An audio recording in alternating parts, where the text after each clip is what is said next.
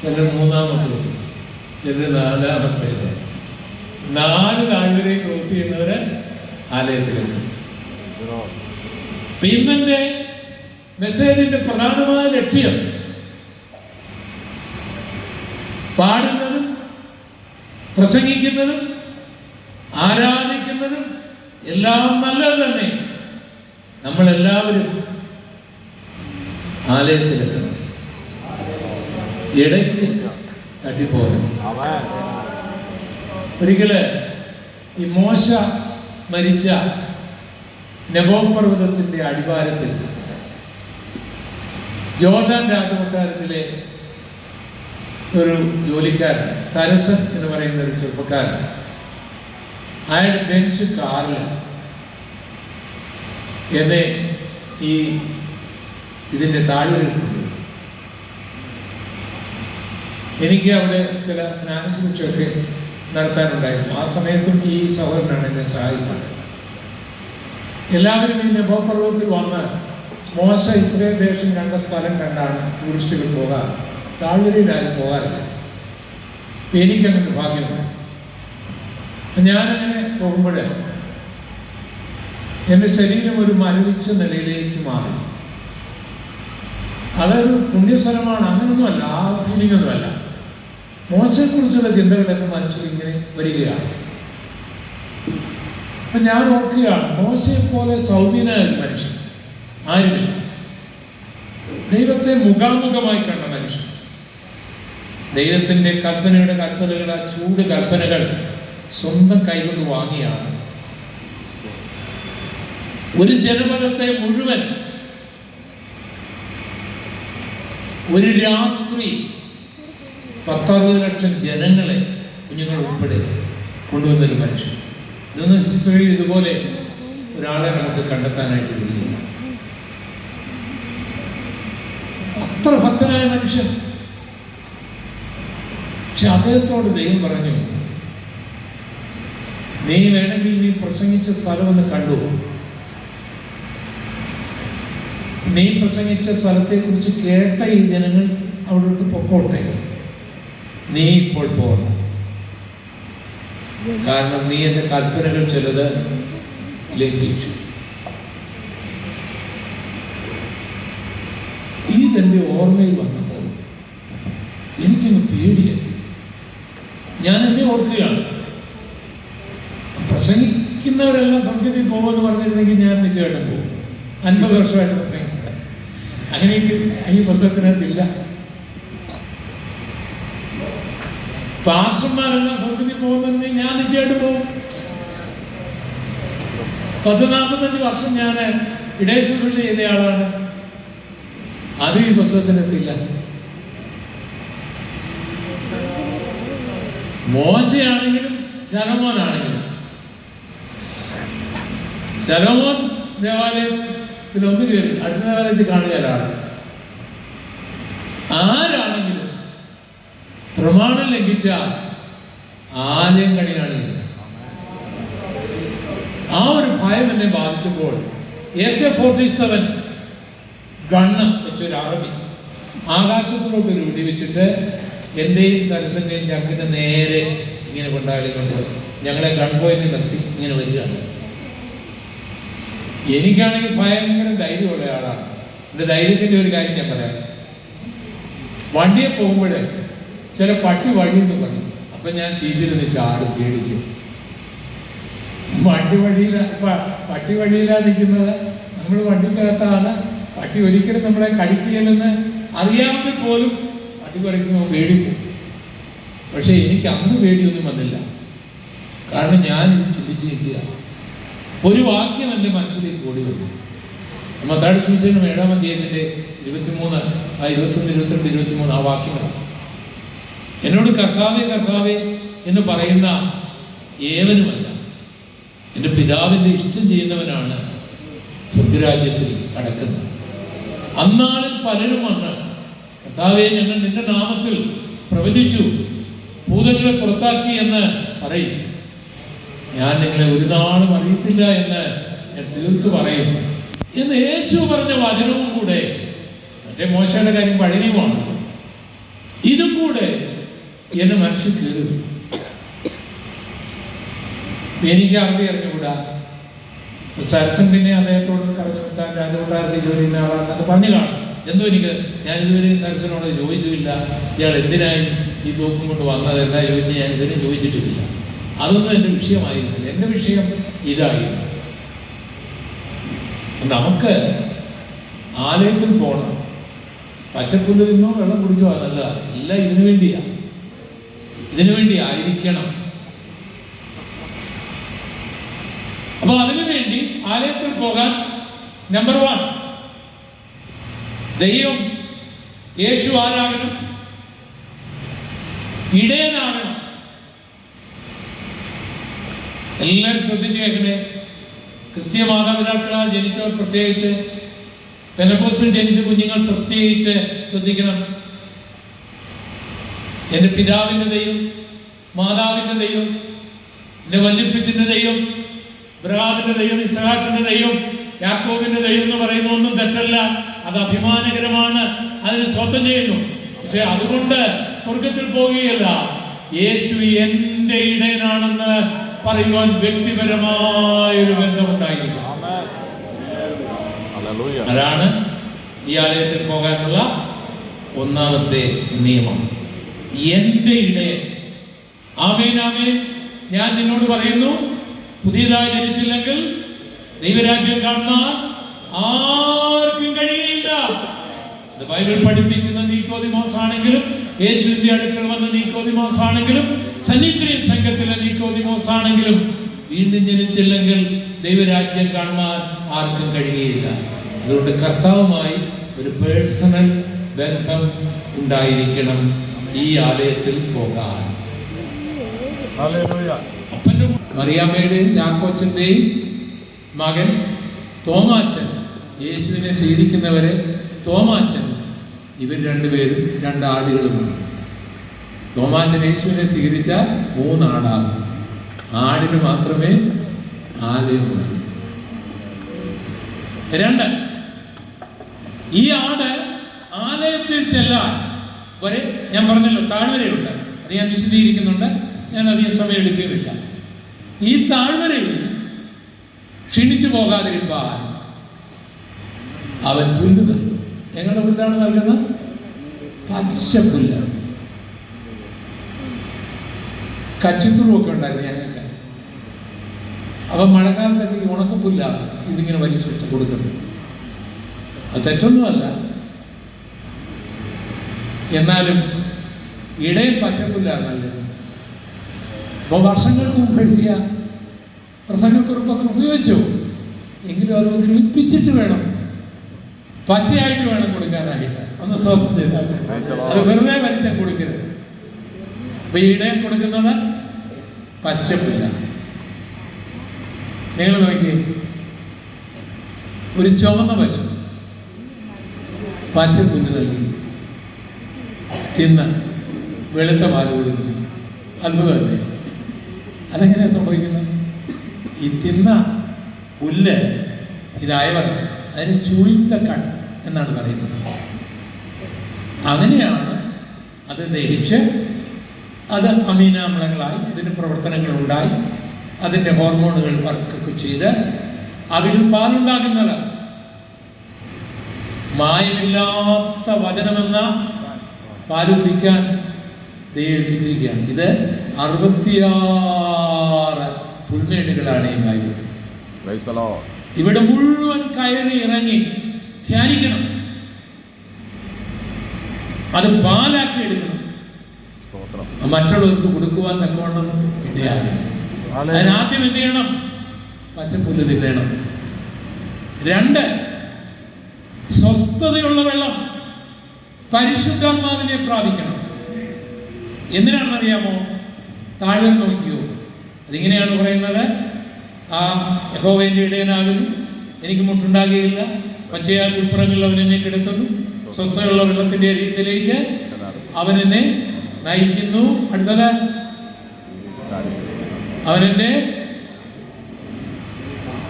അവനെന്റെ പ്രാണനെ തണുപ്പിക്കുന്നു എന്ന് പറഞ്ഞാൽ എന്താണ് എൻ്റെ അർത്ഥം? മുണ്ടക്കയത്തുനിന്ന് ഇങ്ങനെ പണ്ടൊക്കെ ഞങ്ങളുടെ പഴയ അംബാസഡർ ഞാൻ ഓടിച്ച് പോകുമ്പോൾ ആ കുട്ടിക്കാലത്തിന് താഴെയായിട്ട് വണ്ടി നിർത്തും. അന്ന് കൂളൻ്റൊന്നുമില്ല. അത് പൈപ്പിൽ ഇങ്ങനെ വെള്ളം താഴെ നിന്ന് വരുന്നത്. ഈ ചൂടുവെള്ളം മാറ്റി തണുത്ത വെള്ളം, ഇല്ലെങ്കിൽ വണ്ടി എന്ത് ചെയ്യും? കത്തിപ്പോവും.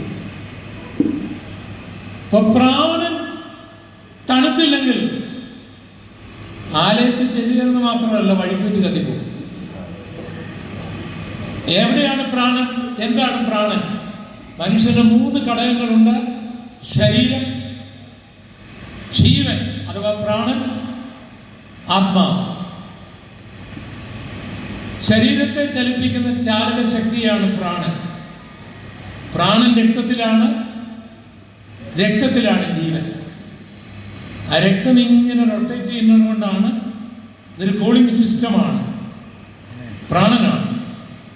പ്രാണൻ ഒഴുകാത്ത സ്ഥലത്ത് മരണം സംഭവിക്കും. അതാണ് ഡയബറ്റിക് പേഷ്യൻറ്റിൻ്റെ ചിലരുടെ കാല് മുറിക്കുന്നത് കണ്ടിട്ട്. കാരണം അവിടെ രക്തം ഒഴുകുന്നില്ല, അതുകൊണ്ട് അവിടെ ജീവനില്ല.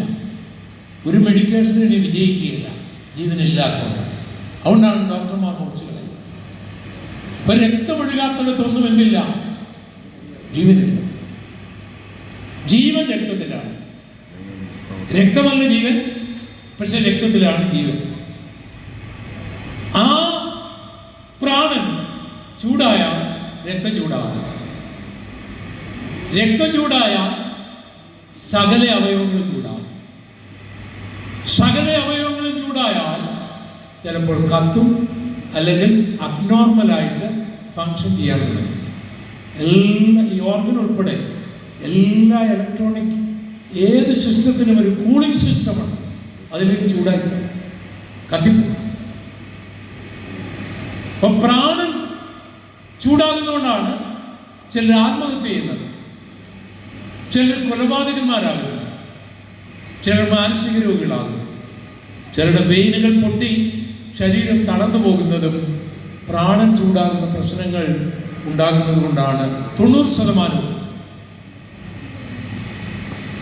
ചിലർക്ക് ഒരു പ്രേമനൈരാശ്യമായിരിക്കും പ്രാണനെ ചൂടാക്കാൻ, ചിലർക്കൊരു കടഭാരമായിരിക്കും, ചിലർക്ക് സഭയിലൊരു പ്രശ്നമായിരിക്കാം. പാസ്റ്റർമാരുടെ കാര്യം പറയുന്നത്. പല നിലകളിലാണ് പ്രാണൻ ചൂടാകുന്നത്. ആ പ്രാണൻ തണുത്തില്ലെങ്കിൽ ആത്മഹത്യ നടക്കാം, കൊലപാതകം നടക്കാം. രാജേഷ് തൻ്റെ ഭാര്യയെ, തൻ്റെ അമ്മായിപ്പനെ കൊല്ലാൻ പ്രേരിപ്പിച്ചത് തന്നോട് ചോദിക്കാതെ തൻ്റെ ഭാര്യയെ വീട്ടിലേക്ക് വിളിച്ചുകൊണ്ട് പോകണം. ആ പ്രാണൻ തണുത്തില്ലായിരുന്നെങ്കിൽ താൻ ചിലപ്പോൾ കൊലപാതകനായി പോകുമായിരുന്നു. ആയിരുന്നെങ്കിൽ താൻ ഇന്ന് ജയിലിൽ കിടക്കേണ്ടി വരുമായിരുന്നു. അപ്പൊ പ്രാണൻ ചൂടാകുക എന്ന് പറയുന്നത് ആർക്കും നല്ലതല്ല. എത്ര വിദ്യാഭ്യാസമുള്ളവനാണെങ്കിലും എത്ര ഉന്നതനാണെങ്കിലും പ്രാണൻ ചൂടായാൽ നിലവിട്ടു പോകും. പ്രാണൻ ചൂടായാൽ ആവശ്യമില്ലാത്ത ചീത്ത വാക്കുകൾ വരും, സമനില മാറും, ഭയങ്കര സംഭവങ്ങൾ വരും.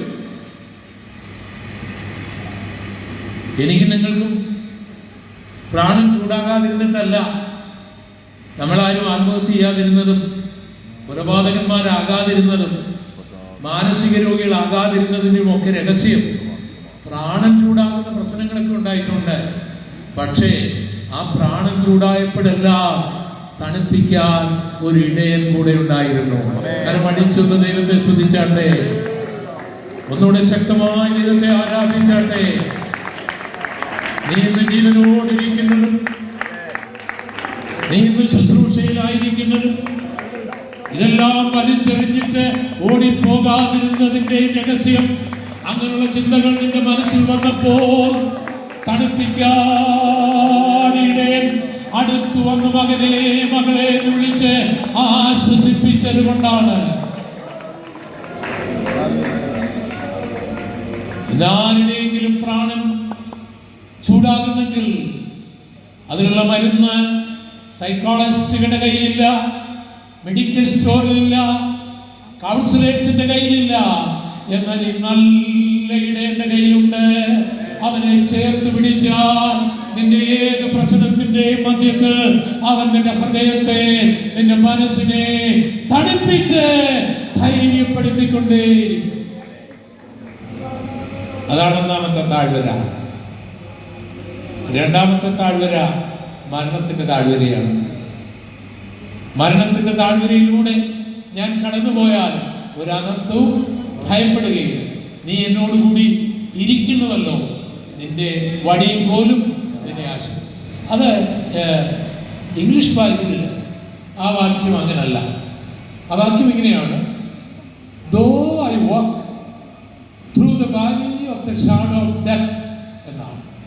മരണത്തിന്റെ കുരുൾ താഴ്വരയിലൂടെ ഞാൻ യാത്ര ചെയ്താലും ഒരു അനർത്ഥവും ഞാൻ ഭയപ്പെടുകയില്ല. കാരണം എൻ്റെ ശുശ്രൂഷ തീർന്നില്ലെങ്കിൽ ഈ താഴ്വര ഞാൻ ക്രോസ് ചെയ്തിരിക്കും. ശദ്രക്ക് മേശക്ക് അബേദ്നെഗോ ആ മരണത്തിന്റെ കുരുൾ താഴ്വരയിൽ തീച്ചൂളയിൽ കിടന്നു. അവരത് ക്രോസ് ചെയ്തു. ഞാനും നിങ്ങളുമൊക്കെ മിടുക്കന്മാരായതുകൊണ്ടല്ല ഇവിടെ ഇരിക്കുന്നത്, എന്നേ തട്ടിപ്പോകേണ്ടതായിരുന്നു. എനിക്കും നിങ്ങൾക്കും ഉണ്ടായ ആക്സിഡന്റിനേക്കാളും അതിൻ്റെ സാധ്യതയെക്കാളും പകുതി പോലും ഇല്ലാത്തവർ ഈ ലോകം വിട്ടുപോയി. എനിക്കും നിങ്ങൾക്കും ഉണ്ടായ രോഗങ്ങളുടെ പകുതി പോലും ഇല്ലാത്തവർ ഈ ലോകം വിട്ട് കടന്നുപോയി. ഞാനും നിങ്ങളും ഇന്നും ഇവിടെ ജീവിക്കുന്നതിന്റെ കാരണം പകൽ പറക്കുന്ന അസ്ത്രവും രാത്രിയിൽ സഞ്ചരിക്കുന്ന മഹാമാരിയും ഉച്ചയ്ക്ക് നശിപ്പിക്കുന്ന സംഹാരവും ഇടത്തും വലത്തും അനേകരെ നശിപ്പിച്ചപ്പോൾ ഞാനും നിങ്ങളും മുടിഞ്ഞു പോകാതിരുന്നതിന്റെ കാരണം ഈ താഴ്വരയിലൂടെ നടക്കാതിരുന്നിട്ടല്ല, ഈ നടന്നപ്പോൾ മരണത്തെ ജയിച്ച കർത്താവ് കൂടെ ഇരുന്നത് കൊണ്ടാണ്.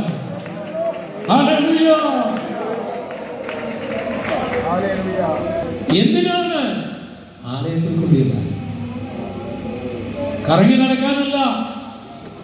പ്രാണൻ തണുത്തെങ്കിൽ, മരണത്തിൽ നിന്ന് വിടുവിക്കപ്പെട്ടെങ്കിൽ സ്വയം പറഞ്ഞു കൊള്ളണം, ആലയത്തിൽ എന്നെ കൊണ്ടെത്തിക്കാനാണ്.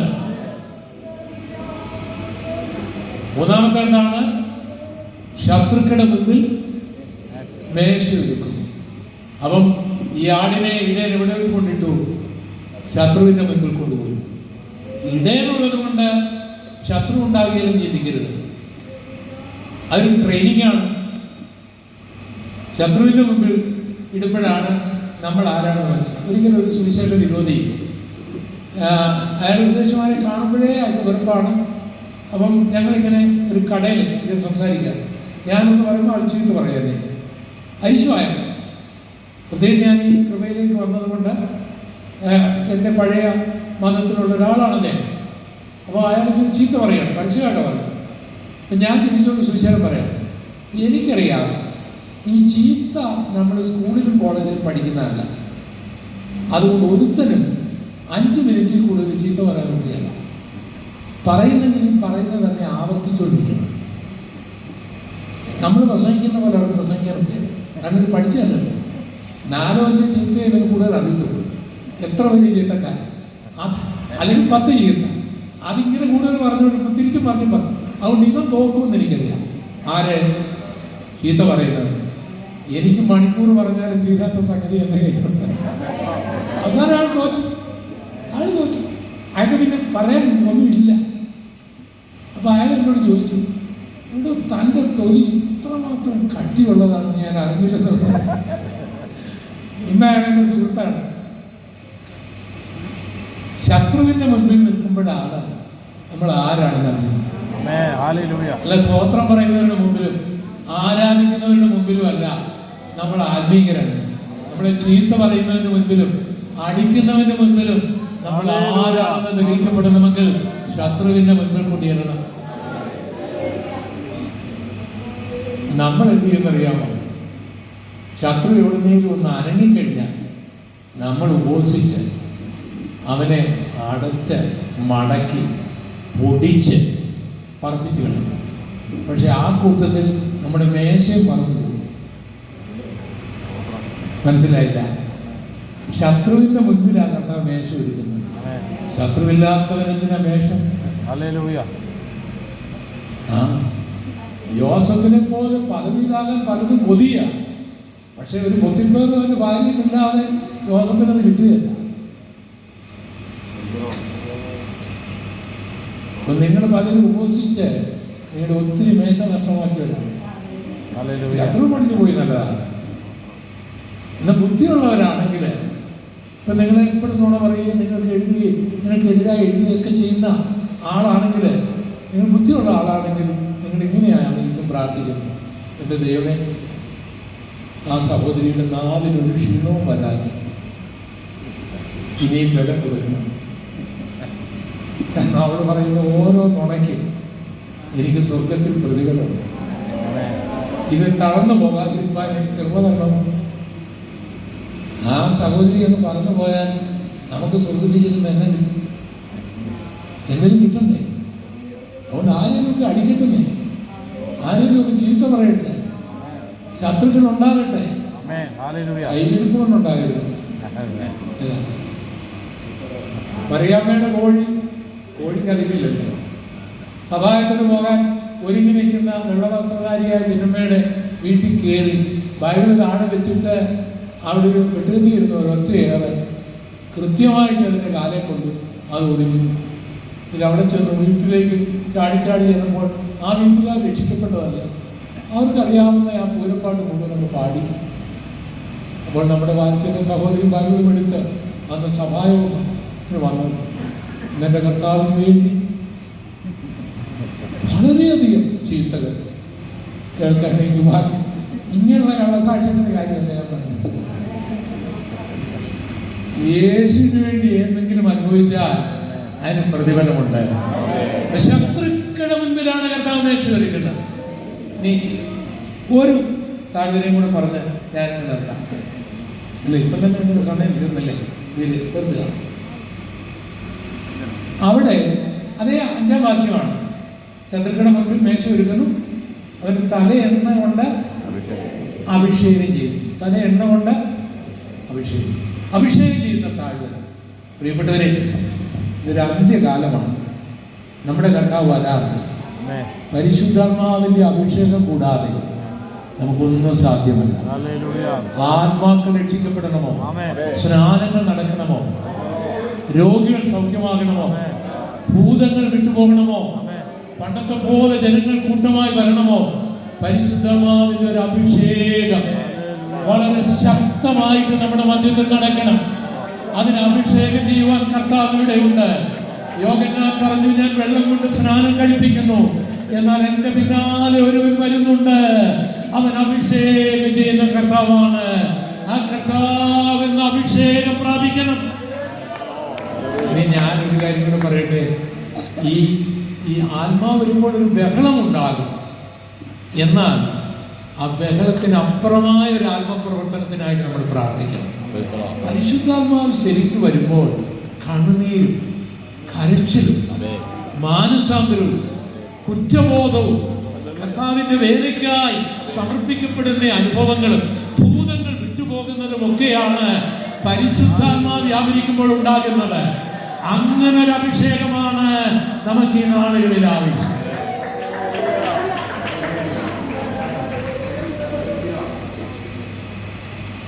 എന്നാൽ ഇവിടെ പറഞ്ഞിരിക്കുന്ന അഭിഷേകം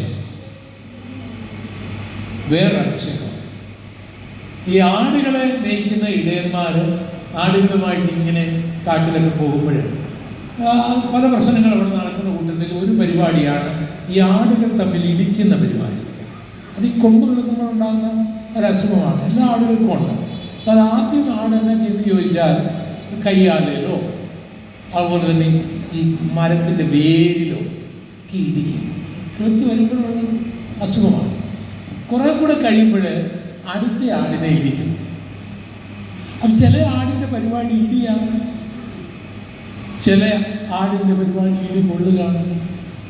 ഇതിലേറ്റവും വലിയ ദുഃഖം എന്നാണെന്ന് ചോദിച്ചാൽ ഇടിക്കുന്ന ആടും ഇടി കൊള്ളുന്ന ആടും ഒരേ ഇടയൻ്റെ ആയതുകൊണ്ട് ഇടയൻ എന്നാ ചെയ്യണം? അതാണ് ഒരു ധർമ്മസങ്കടം. ഇടിക്കുന്ന ആടും ആരുടെയാണ്? ഇടി കൊള്ളുന്ന ആടും ആരുടെയാണ്? ഞാനിപ്പോഴും ഓർക്കുന്നൊരു കഥയുണ്ട്. ലോകത്തിലെ ലിവിങ് തിങ്സ് എന്ന് പറഞ്ഞാൽ 960 വർഷം പ്രായമുള്ള ഒരു വൃക്ഷമുണ്ട് ഇപ്പോഴും. 670 വർഷം പ്രായമുള്ള ഒരു വൃക്ഷം, സിക്കോ മരം എന്ന് പറയും. അതാണ് ലോകത്തിലെ ഏറ്റവും ഓൾഡസ്റ്റ് ആയിട്ടുള്ള ലിവിങ് തിങ്സ് എന്ന്. അപ്പോൾ അത് കാണിക്കാൻ ഒരാളെന്നെ കൊണ്ടുപോകുകയാണ്, ഒരു സഹോദരനെ. അപ്പം പോയ വഴിയിൽ അദ്ദേഹത്തിൻ്റെ അനുഭവം പറയും. അദ്ദേഹം ആദ്യം മിഡിൽ ഈസ്റ്റിൽ ആണ് ജോലി ചെയ്തുകൊണ്ടിരുന്നത്. അപ്പോൾ യേശുവിനെ രക്ഷകനായി സ്വീകരിച്ചു. കത്തോലിക്ക കുടുംബത്തിൽ നിന്ന് യേശുവിനെ രക്ഷകനായി സ്വീകരിച്ച് അദ്ദേഹം ആദ്യം ഒരു സഭായത്തിന് പോവുകയാണ്. സഭായത്തിന് പോകണം, നല്ല പ്രസംഗം, നല്ല ആരാധന, കർത്തൃമേഷ എല്ലാം ഉണ്ടായിരുന്നു. ഭയങ്കര സന്തോഷം തോന്നി. അത് കഴിഞ്ഞൊരു കമ്മിറ്റി യോഗം ഉണ്ടായിരുന്നു. അപ്പം അന്ന് ആശീർവാദം ഈ കമ്മിറ്റിയും കൂടെ കഴിഞ്ഞാണ് അവിടെ ആൾക്കാർ പോയത്.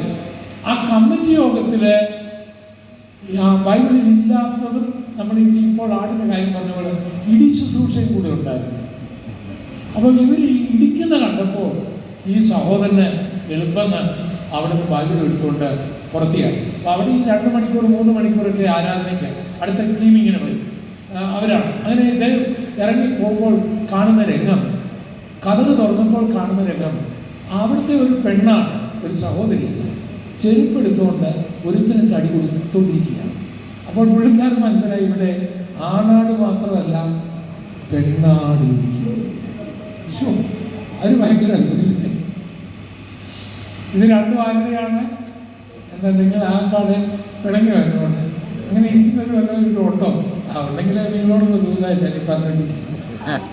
ഈ പാർസന്മാരാരും എന്നോട് നിങ്ങളുടെ കാര്യമൊന്നും പറഞ്ഞിട്ടില്ല കേട്ടോ. ഞാൻ ഒരിടത്തും ചെന്ന് അവിടുത്തെ വിവരങ്ങൾ അന്വേഷിക്കാറില്ല. പുള്ളിൽ ഒരിടത്തും അങ്ങനെ ചെയ്യാറില്ല. ഒരു യോഗത്തിൽ ആ പാടെ ഞാൻ ചോദിക്കുന്നത് ഇന്നലെ പ്രസംഗിച്ചതെന്നായിരിക്കും, അത് ആവർത്തിക്കാതിരിക്കാൻ ചോദിക്കും. അല്ലാതെ അവിടുത്തെ വിവരങ്ങളൊന്നും ഞാൻ ചോദിക്കാൻ. അപ്പോൾ ഇടിക്കുന്ന അച്ഛന്മാരുടെ കേട്ടു. ഭാഗ്യവശാൽ ഈ മനുഷ്യൻ ഈ കൃപയിൽ ഇന്നും ഉണ്ടെന്നുള്ള ഇങ്ങനെയുള്ള ഇടിക്കുന്ന അച്ചായന്മാർ മുഖാന്തരം എത്ര പേരാണ് നഷ്ടപ്പെട്ടു പോയത്. അവർക്കൊന്നും ഈ ആലയത്തിൽ പോകാനൊക്കെയല്ല. അങ്ങനെ ഈ ആടിടി കൊണ്ട് തലയൊക്കെ പൊട്ടി ഇങ്ങനെ കിടക്കുമ്പോൾ ഈ ഇടയൻ ഓടി അങ്ങോട്ട് ചെല്ലും. ഈ ആടിനെ പിടിച്ച് തൻ്റെ മടിയിൽ കിടക്കണം. ഏതാടിനെ? ഇടി കൊണ്ട ആട്. എന്നിട്ട് അദ്ദേഹത്തിൻ്റെ കയ്യിൽ ഒരു തോൽ സഞ്ചി പോലെ ഒരു സാധനമുണ്ട്. അതിനകത്ത് നമ്മുടെ വേപ്പെണ്ണ പോലെയൊക്കെയുള്ള ഒരു മെഡിക്കേറ്റഡ് ആയിട്ടുള്ള ഓയിലുണ്ട്.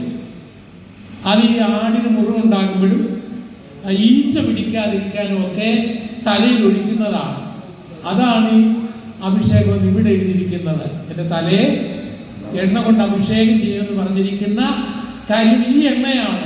എന്നിട്ട് ഈ ആടിൻ്റെ തലയിൽ നിന്ന് ആ രക്തവും ആ പുല്ലും എല്ലാം മണ്ണും ഒക്കെ ഒന്ന് മാറ്റിയിട്ട് ഈ ഇടയൻ ഈ തോൾ സഞ്ചിയിലെ എണ്ണ അങ്ങോട്ട് ഒഴിക്കുമ്പോൾ മറ്റേ ഇടിച്ച് പുള്ളി അങ്ങ് അകലെ മാറി നോക്കി ഇത് നിൽക്കും.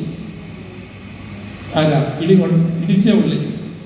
അപ്പോൾ അവൻ അടുക്കാനൊക്കെ ആരും അടി കിടക്കുക, യേശുവിൻ്റെ അടുക്ക്. അവൻ അടുത്ത മട്ടൻ ആവശ്യമുള്ളപ്പോൾ നിർത്തിയിരിക്കുന്ന ആളാണ്. ആര്? ഇടിച്ചയാള്. ഇടയിൽ അതിന് ആവശ്യമുണ്ട്. ഇത് ശുശ്രൂഷയ്ക്ക് വേണ്ടി മാറ്റിയതാ. ഏത്? ഇടി കൊണ്ടത്. അതിനെന്തുണ്ട്? അഭിഷേകമുണ്ട്. കാരണം ഈ ഒരു സ്റ്റെപ്പ് കൂടെ കഴിഞ്ഞാൽ നീ ആലയത്തിലാണ്. പ്രാണൻ ചൂടായപ്പോഴും പിടിച്ചു നിന്നു. മരണത്തിന്റെ കൂരിൽ താഴ്വരയിലും കർത്താവിനെ തള്ളാതെ പിടിച്ചു നിന്നു. ശത്രുക്കൾ എതിർത്തപ്പോഴും പിടിച്ചു നിന്നു. എന്നാൽ ആത്മീക ലോകത്തിലെ ഇടി, അതിലെ പോരാട്ടങ്ങളും കണ്ടപ്പോൾ പിടിച്ചു നിൽക്കാൻ കഴിയാതെ എനിക്കിനി ശുശ്രൂഷ വേണ്ട, എനിക്കിനി കൂട്ടം വേണ്ട എന്ന് പറഞ്ഞ് പോയ അനേകരുണ്ട്. ആ പോയവർക്കെല്ലാം ആലയം നഷ്ടമായി, ആരാധന നഷ്ടമായി, എല്ലാം നഷ്ടമായി. എന്നാൽ ഇടി കൊണ്ടാലും എന്നും ഈ ഇടിക്കുന്നവനെ കണ്ട്, ഈ ഇടിച്ചവനെ വിട്ട് ഞാൻ എൻ്റെ ശുശ്രൂഷ കളഞ്ഞാൽ, ഞാൻ സഭ വിട്ടാൽ, എൻ്റെ ആരാധന വിട്ടാൽ എനിക്കാണ് അതിൻ്റെ നഷ്ടം. ഇവനല്ല എനിക്ക് വേണ്ടി മരിച്ചത്, ഇവനല്ല എന്നെ വേലയ്ക്ക് വേണ്ടി വിളിച്ചത്, ഇവനല്ല എൻ്റെ പ്രാണനെ തണുപ്പിച്ചത്, ഇവനല്ല ശത്രുക്കളുടെ മുൻപിൽ എനിക്ക് മേശയൊരുക്കിയത്. അതെന്റെ കർത്താവാണ്, എന്റെ ഇടയനാണ്. അവനാണ് എനിക്ക് പച്ചപ്പുല്ല് നൽകിയത്, അവനാണ് എനിക്ക് സ്വസ്ഥതയുള്ള വെള്ളം നൽകിയത്. അതുകൊണ്ട് കള്ളം പറയുന്ന ഒരുവനെ കണ്ടുകൊണ്ട്, കള്ളം എഴുതുന്ന ഒരുവനെ കണ്ടുകൊണ്ട്, സഭയിൽ വഴക്കുണ്ടാക്കുന്ന ഒരുവനെ കണ്ടുകൊണ്ട്, ഒരു നേതാവിനെ കണ്ടുകൊണ്ട് ഞാൻ കർത്താവിനെ തള്ളിക്കളഞ്ഞു പോയാൽ നഷ്ടം എനിക്കാണ് എന്ന് പറയുന്നവർക്ക് വേണ്ടി ദൈവം കൊടുക്കുന്ന അഭിഷേകമാണ് ഈ തലയെണ്ണ കൊണ്ട് അഭിഷേകം ചെയ്യുന്നത്. ഈ രാത്രി ആ അഭിഷേകമാണ് നിനക്ക് വേണ്ടത്. കരമടിച്ച് ദൈവത്തെ ഒന്ന് ആരാധിച്ചോട്ടെ. ആ അഭിഷേകത്തിന്റെ ശക്തിയാണ് ഈ രാത്രി നിനക്ക് വേണ്ടത്.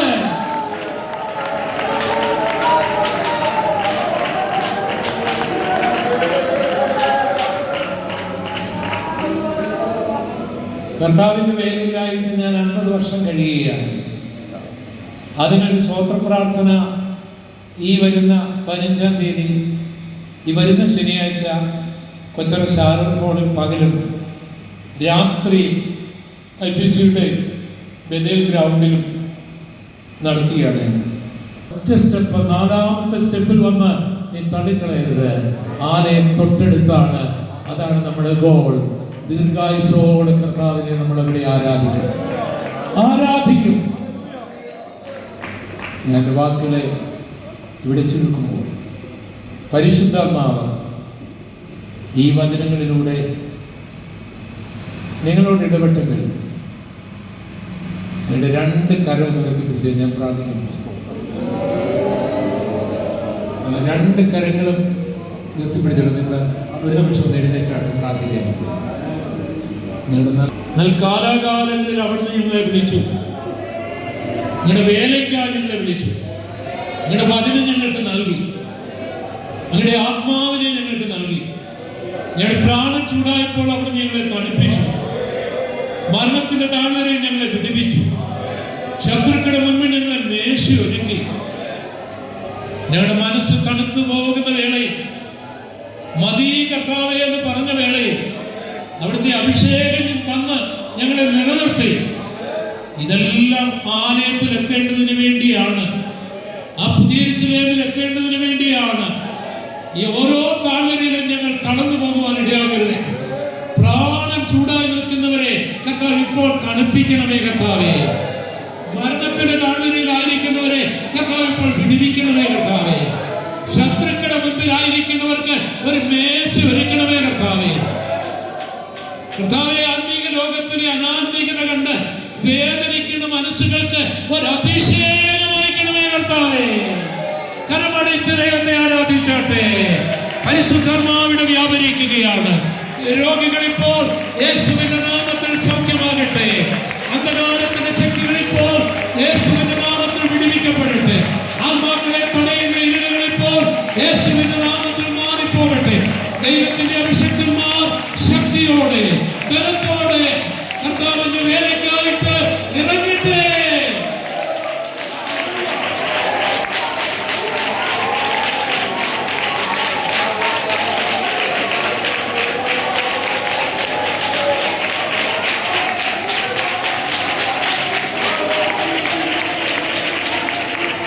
യേശുവിൻ നാമത്തിൽ തന്നെ